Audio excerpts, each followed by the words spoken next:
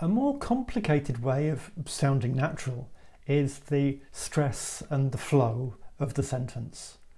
So there are 4 types of sentence in English, and the stress patterns and punctuation control how they sound. Without the punctuation and the stress, even native English speakers would struggle to make sense of what was being said. If we look at those 4 groups, the first were statements. Statement like, our Q1 results show an upturn at the end of the quarter. I would stress our Q1 results show an upturn at the end of the quarter. These sentences can be extended by adding a second statement or a subordinate clause. So our Q1 results show an upturn at the end of the quarter, although with the current economic conditions, we can't guarantee that will continue. Our Q1 results show an upturn at the end of the quarter despite current economic conditions. The key words are the ones that you stress.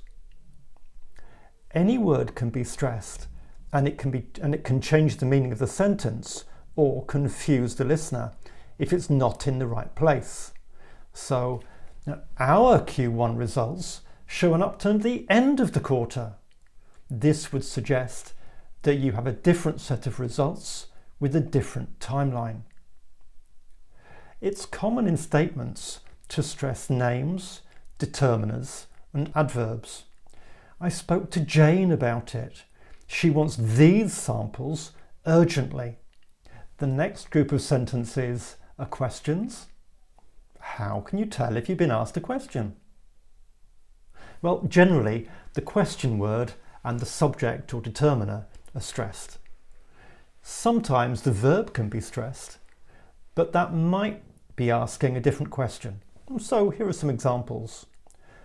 When do you need the report? So when is the deadline for the report? When do you need the report? When are you going to use the report? Are you going to the shop? So are you going shopping now? Or are you going to the shop? You said you were going, but you're not showing me that you have any intention of going.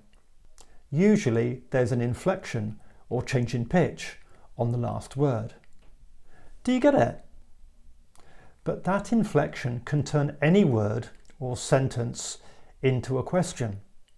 Okay, short for, do you understand? I went to the shop. Did you know that I went to the shop? The next type of sentence are the imperatives. Start the sentence with a verb. The stress is on the verb and on the noun or determiner. There are 3 types of imperative. The first type is a warning, a command made with authority. Don't do that.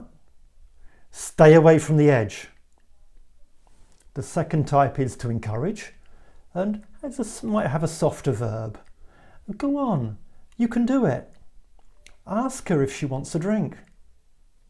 And the third type is making a suggestion, where the stressed verb can change anywhere between the 2, depending on the relationship between the characters and in the conversation. So a boss says, let's go home, would be very different from a bored child saying, let's go home. And the last type of sentence are exclamations. Yay, I'm on the last type of sentence. The sentence should sound exciting or amusing. Stress the key word and put an upward inflection on the last word. Wow, you look great. Oh, it was so funny. I couldn't believe it. So, developing your stress and flow is another way to sound more natural when speaking English.